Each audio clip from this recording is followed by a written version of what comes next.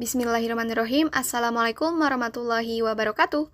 Hai, ketemu lagi sama aku Dinda Sri Hermawati dari Fakultas Keislaman, Perbankan Syariah, Universitas Islam Al-Ihya Kuningan.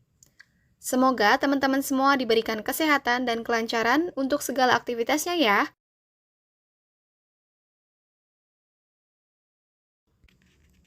Wait. Jangan pergi dulu. Dinda punya satu materi buat kalian semua. Let's hear it. Yang pertama, itu ada produk bank syariah. Pada sistem operasi bank syariah, pemilik dana menanamkan uangnya di bank tidak dengan motif mendapatkan bunga, tapi dalam rangka mendapatkan keuntungan bagi hasil.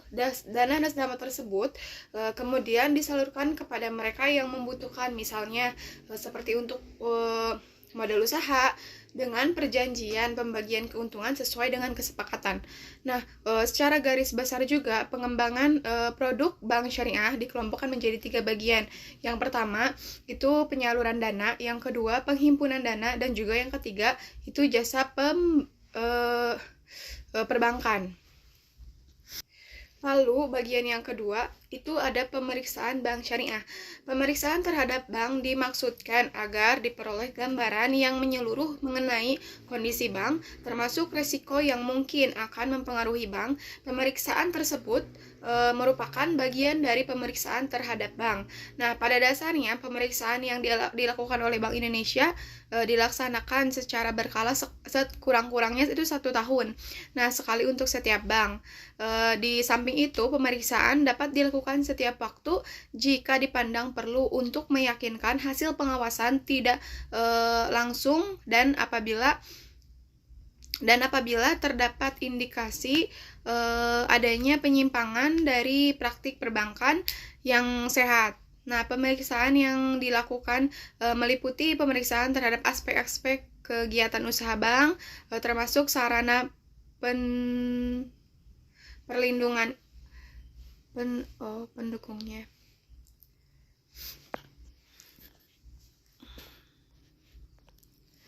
Termasuk sarana pendukungnya, terus dan hal-hal yang berkaitan dengan keuangan bank. Yang dimaksud dengan sarana pendukung yaitu mencakup jaringan telekomunikasi dan komputer beserta softwarenya. Lanjut.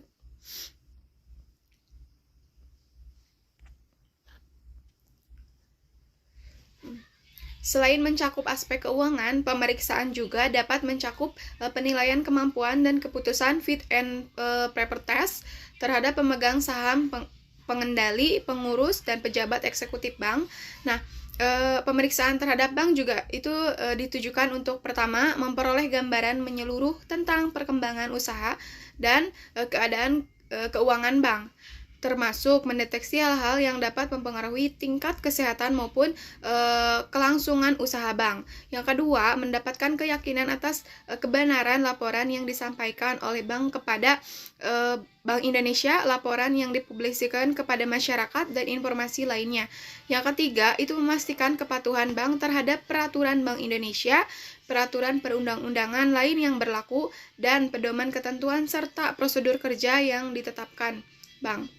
Nah, untuk yang keempat juga itu meneliti kebenarannya atas dugaan adanya transaksi yang menerapkan tindak pidana di bidang perbankan. Ada juga yang ketiga, bagian ketiga, itu prinsip, prosedur, dan persyaratan pemeriksaan bank. Untuk prinsip pemeriksaan bank, yang pertama itu harus punya prinsip kepercayaan. Untuk yang kedua juga itu harus punya prinsip kerahasiaan dan juga punya prinsip kehati-hatian. Nah, untuk prosedur pemeriksaan bank tersebut, pertama, lakukan prosedur konfirmasi untuk semua akun bank, baik yang masih aktif maupun yang sudah tidak aktif. Lalu, minta dari klien hasil rekomendasi bank dan periksa kebenaran rekomendasi tersebut. Terus, yakinkan bahwa saldo bank yang dalam valuta asing telah dikonversikan ke dalam kurs yang benar per tanggal neraca. Lalu, yakinkan bahwa setiap pembukuan dan penutupan rekening bank mendapatkan persetujuan dari pejabat yang berwenang. Mintalah informasi mengapa perlu dibuka rekening baru maupun alasan dari penutupan rekening. Lalu, yakinkan bahwa tidak ada lapping window dressing dengan memeriksa bukti penerimaan dan pengeluaran akhir tanggal neraca. Lalu untuk rekening yang sudah tidak aktif, mintalah penjelasan dari klien dan sarankan untuk ditutup saja. Lalu yakinkan bahwa semua rekening di bank merupakan rekening atas nama perusahaan, bukan perorangan. Lalu perhatikan apakah ada kelebihan saldo di bank yang tidak digunakan dalam waktu singkat, dan sarankan sebaiknya didepositkan untuk mendapatkan tingkat bunga yang lebih tinggi. Nah, untuk yang terakhir itu periksa pendebitan dan pengkreditan yang ada dalam jurnal dan dibukukan ke buku yang besar. Ada juga itu persyaratan pemeriksaan bank. Pemeriksaan dilakukan oleh tim pemeriksaan yang sekurang-kurangnya terdiri dari 2 orang. Yang pertama itu pegawai Bank Indonesia yang ditunjuk untuk melakukan pemeriksaan. Yang kedua, pihak lain yang ditugaskan Bank Indonesia. Yang ketiga, gabungan antara pegawai Bank Indonesia dari pihak lain. Pihak lain yang dapat melakukan pemeriksaan harus berbentuk badan. Dalam hal pihak lain merupakan kantor akuntan publik yang wajib terdaftar di Bank Indonesia. Pemeriksaan wajib memenuhi syarat sebagai berikut. Tidak termasuk dalam daftar orang yang tercela sesuai dengan ketentuan Bank Indonesia. Bukan juga dari pihak terafiliasi terhadap objek yang diperiksa.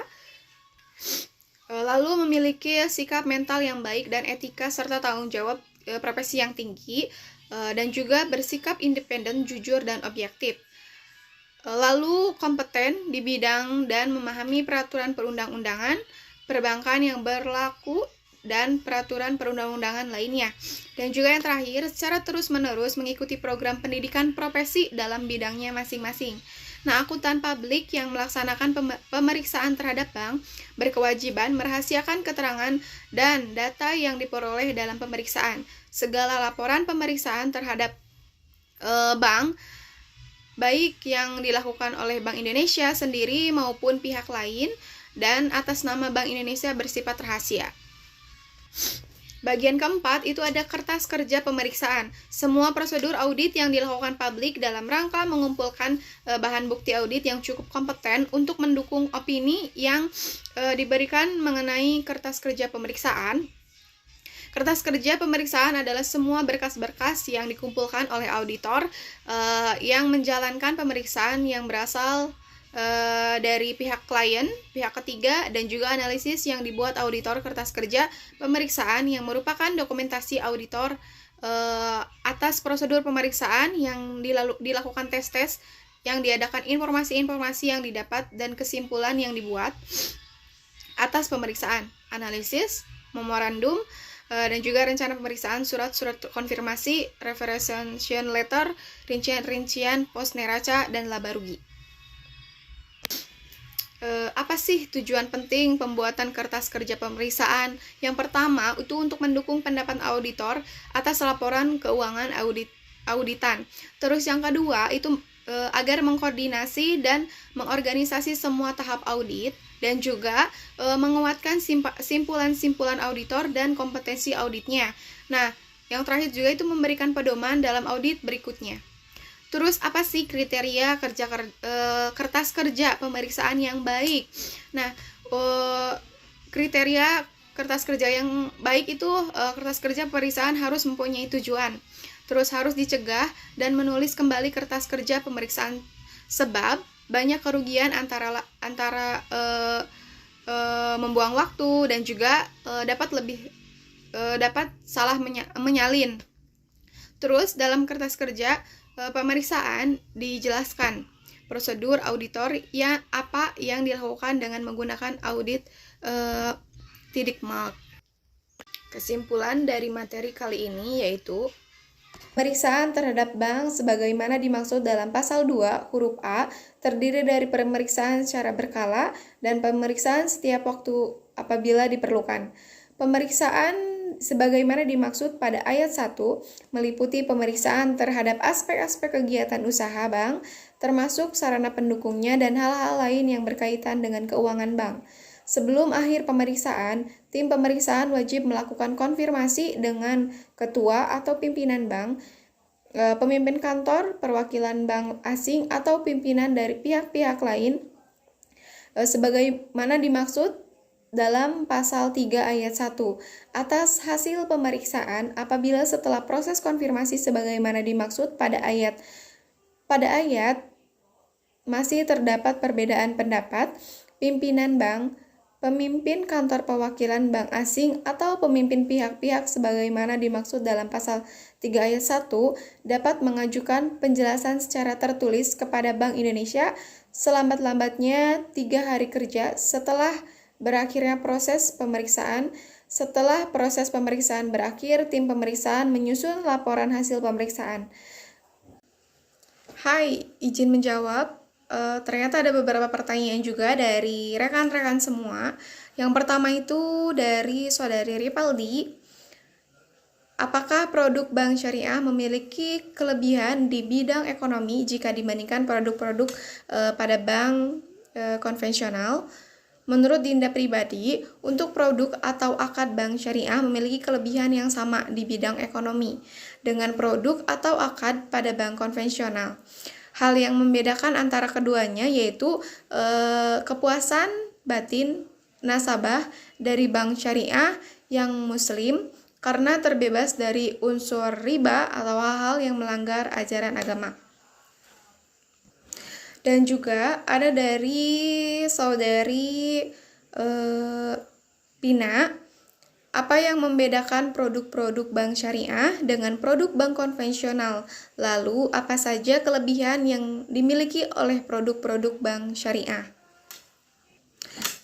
Menurut Dinda pribadi, untuk produk atau akad bank syariah memiliki kelebihan yang sama di bidang ekonomi dengan produk atau akad pada bank konvensional.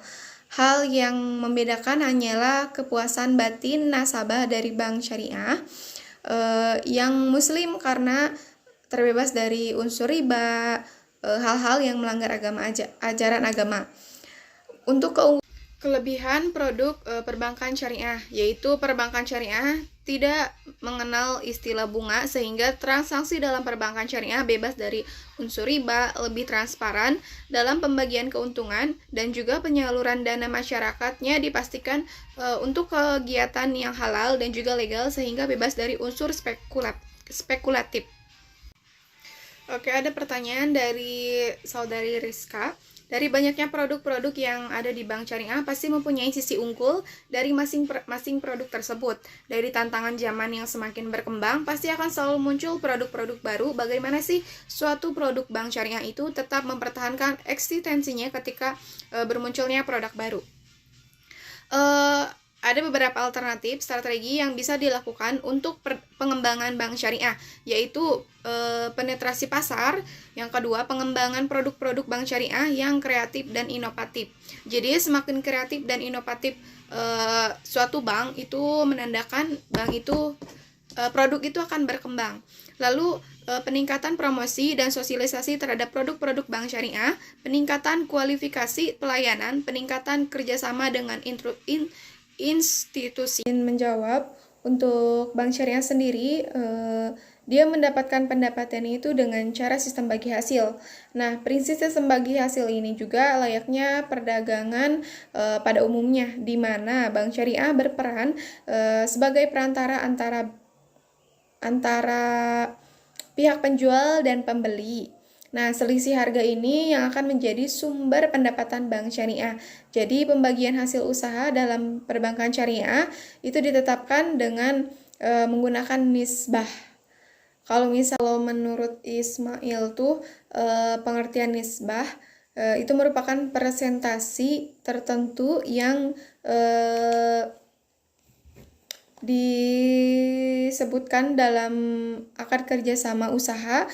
Besarnya nisbah bagi hasil itu dihitung sesuai dengan nisbah yang telah disepakati antara bank dan nasabah. Selanjutnya itu pertanyaan dari Arifial. Selanjutnya itu ada pertanyaan dari Rivial. Kalau akad wadiah ya damana itu kan Kan kalau akad wani'ah ya damanah itu kan jadi apa yang dititipkan oleh nasabah itu boleh dipergunakan untuk usaha yang ada di bank, itu pun atas persetujuan dari nasabahnya. Apabila si nasabah itu meninggal dunia, itu jadi bisa dipakai untuk usaha terus atau enggak atau tidak. Oke. Kalau menurut Dinda pribadi sih itu jadi terputus karena setahu Dinda itu ada 5 kondisi yang dapat menyebabkan akad wani'ah itu jadi terputus. Yang pertama itu pengembalian barang oleh orang yang dititipi kepada penitip baik diminta ataupun tidak. Terus yang kedua tuh meninggalnya orang yang dititipi ataupun penitip. Yang ketiga, salah satu dalam keadaan koma, berkepanjangan, atau menjadi gila ataupun stres dalam beberapa waktu dan hari ini merusak akad titipan tersebut. Nah, ketika terjadi hard atau legal yang rescrits yang terjadi pihak orang yang dititipi bangkrut atau pahit, maka akan titipan terputus. Terus juga ketika pihak yang dititipi mentransfer kepemilikan barang titipan kepada pihak lain seperti dijual ataupun diberikan sebagai hadiah. Gitu. Selanjutnya ada pertanyaan dari Teh Mia. Di dalam perbankan syariah tidak ada istilah bunga tapi bagi hasil, yaitu mudharabah dan masyarakat. Bagi hasil merupakan kerjasama pemilik modal kepada bank syariah. Hal tersebut tentunya untuk memperoleh keuntungan, namun apakah pemilik modal akan mengalami kerugian jika perbankan tersebut mengalami kerugian dan apa yang mempengaruhi kerugian? Kedua belah pihak, itu bank syariah maupun nasabah, akan memperoleh keuntungan atas hasil usaha mudarib dan ikut menanggung kerugian bila usahanya menanggung kerugian. Jadi profit atau loss sharing adalah bagi hasil yang dihitung dari pendapatan setelah dikurangi biaya pengelolaan dana. Kalau menurut Safia Antonio dalam bukunya Bank untuk kedua belah pihak, bank syariah maupun nasabah itu akan memperoleh keuntungan dan atas hasil usaha mudharib dan ikut menanggung kerugian bila usahanya menanggung kerugian. Nah, jadi profit and loss sharing adalah bagi hasil yang dihitung dari pendapatan setelah dikurangi biaya pengelolaan dana. Sedangkan menurut Syafi'ah Antonio dalam bukunya Bank Syariah bahwa apabila dalam perjanjian mudharabah mengalami kerugian, maka kerugian tersebut ditanggung oleh pemilik modal selama kerugian itu bukan akibat kelalaian pengelola. Sedangkan dalam pembiayaan akad musyarakah, para mitra berkontribusi dalam modal maupun kerja. Keuntungan dari usaha syariah akan dibagikan kepada para mitra sesuai dengan nisbah yang disepakati para mitra ketika akad. Sedangkan kerugian akan ditanggung para mitra sesuai dengan proporsi modal. Sekian materi dan tanya jawab untuk materi ini. Mohon maaf kurang lebihnya dicukupkan. Wabillahi taufiq wal hidayah. Wassalamualaikum warahmatullahi wabarakatuh.